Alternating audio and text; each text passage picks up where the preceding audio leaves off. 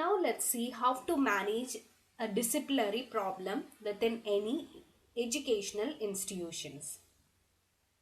So the first thing is any incidents or suspected academic disciplinary violations are handled initially at the level at which the incident occurs or at the department level.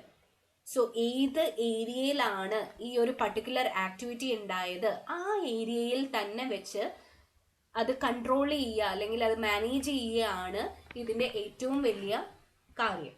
Like ഒരു class റൂമിൽ ഒരു teacher class എടുക്കുമ്പോഴാണ് ഒരു disciplinary violation ഉണ്ടായത് അല്ലെങ്കിൽ ഒരു misconduct ഉണ്ടായത്, ആ ടീച്ചറിന് തന്നെ ഹാൻഡിൽ ചെയ്യാവുന്ന പ്രശ്നമേ ഉള്ളെങ്കിൽ അത് ക്ലാസ്സിൽ തന്നെ സെറ്റിൽ ചെയ്യുകയാണ് ഏറ്റവും നല്ലത്. അല്ലാണ്ട് അത് ക്ലാസ് റൂമിൽ പോയി പറഞ്ഞ് വേറെ കുറേ ടീച്ചേഴ്സിനെ ഇൻവോൾവ് ആക്കി പിന്നെ പ്രിൻസിപ്പൽ സാറും കൂടെ വന്ന് എല്ലാം കൂടെ അവസാനം കൊളാക്കുകയല്ല ചെയ്യേണ്ടത്.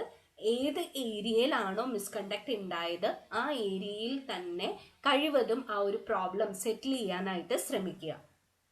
Initial review and action can be taken by the teachers if decide in consultation with HOD. So ഒരു കുഞ്ഞ് മിസ്കണ്ടക്ട് ഉണ്ടാവുമ്പോൾ ആ കുട്ടിക്ക് എന്ത് പണിഷ്മെന്റ് കൊടുക്കണം എന്നത് ടീച്ചറിന് തന്നെ ഡിസൈഡ് ചെയ്യാൻ പറ്റുന്ന ഒരു കാര്യമാണ്.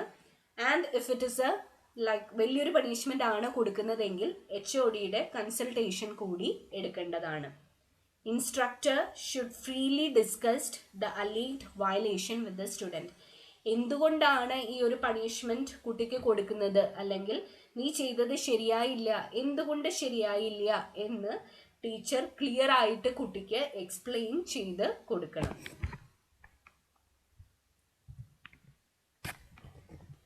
After discussion with the student involved, their response and other evidences, the instruction can conclude whether a violation occurred. So കുട്ടിയോട് ക്ലിയർ ആയിട്ട് ഡിസ്കസ് ചെയ്യുക, അവരുടെ റെസ്പോൺസ് രേഖപ്പെടുത്തുക. അതുപോലെ തന്നെ the teacher also has to collect other evidences that the instructor can conclude whether a violation occur. ഇവിടെ instruction എന്നാണ് എഴുതിയിരിക്കുന്നത്, അതെല്ലാവരും ഒന്ന് തിരുത്തുക. It is not instruction, it is instructor. So after discussion with the student involve, recording their responses and checking or verifying the evidences that support that a misconduct has occurred, the instructor can conclude that a violation has occurred or not. So ഇതിൻ്റെയൊക്കെ അടിസ്ഥാനത്തിലാണ് ഒരു misconduct ഉണ്ടായോ എന്ന് രേഖപ്പെടുത്തുക.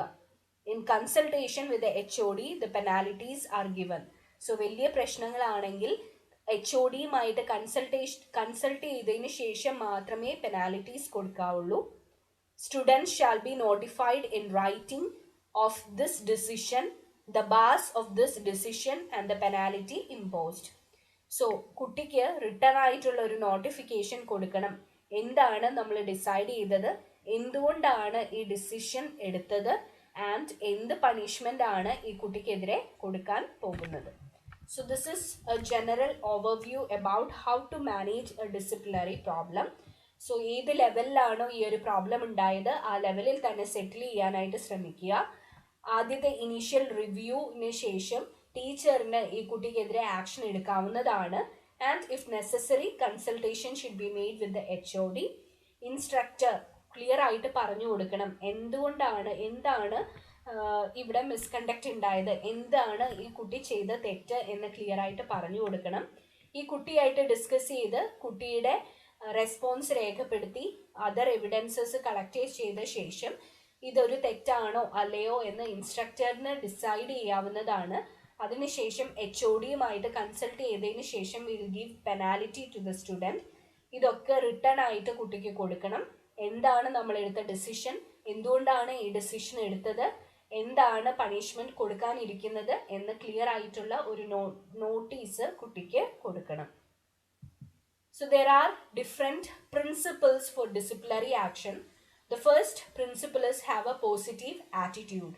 So കുട്ടി എപ്പോഴും ഒരു building up അല്ലെങ്കിൽ ഒരു മാനർ ആയിരിക്കണം നമ്മുടെ ഡിസിപ്ലിനറി ആക്ഷൻ. ഒരു കുട്ടീനെ പൂർണ്ണമായിട്ട് നശിപ്പിക്കാനല്ല, ആ കുട്ടിയുടെ ബിഹേവിയറിനെ ഒന്നുകൂടെ മോഡിഫൈ ചെയ്യാനുള്ള രീതിയിലുള്ള ഡിസിപ്ലിനറി ആക്ഷൻ വേണം നമ്മൾ എടുക്കാനായിട്ട്. So have A positive attitude.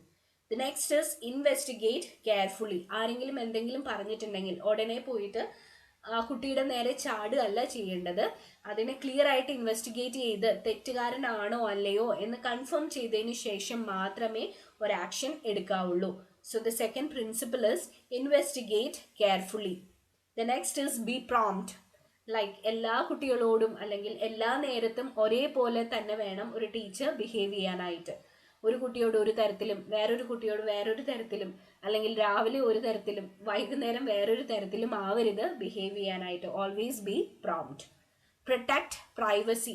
നമ്മൾ നേരത്തെ പറഞ്ഞ ഒരു പ്രിൻസിപ്പിളിനോട് യോജിച്ച് നിൽക്കുന്ന ഒരു കാര്യമാണ്. എപ്പോഴും ഡിസിപ്ലിനറി ടോക്സ് നടക്കുമ്പോൾ ആ കുട്ടീനെ ആ ക്യാബിനിലേക്ക് വിളിച്ചിട്ട് ആ കുട്ടിയും ആ ടീച്ചറും മാത്രം ഉള്ളപ്പോൾ മാത്രം വേണം ഇത് ഡിസ്കസ് ചെയ്യാനായിട്ട്. Always protect the privacy of the student. Focus on the act. ഇപ്പം നടന്ന മിസ്കണ്ടക്റ്റിനെ മാത്രം ഫോക്കസ് ചെയ്യുക.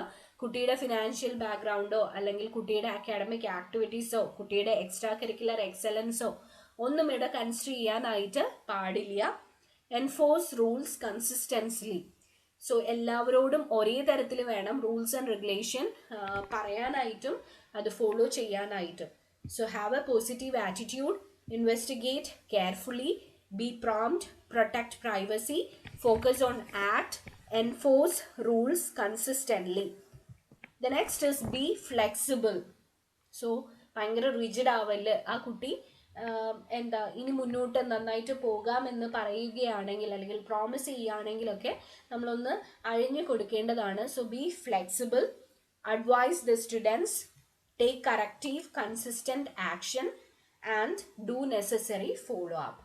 So these are the various principles of disciplinary action, which is follow up, take corrective consistent action, advise the students, be flexible, enforce rules consistently, focus on act, protect privacy, be prompt, investigate carefully, and have a positive attitude. So hope you are clear with today's portion. In case if you have any areas of clarification, please message me personally. Have a nice day.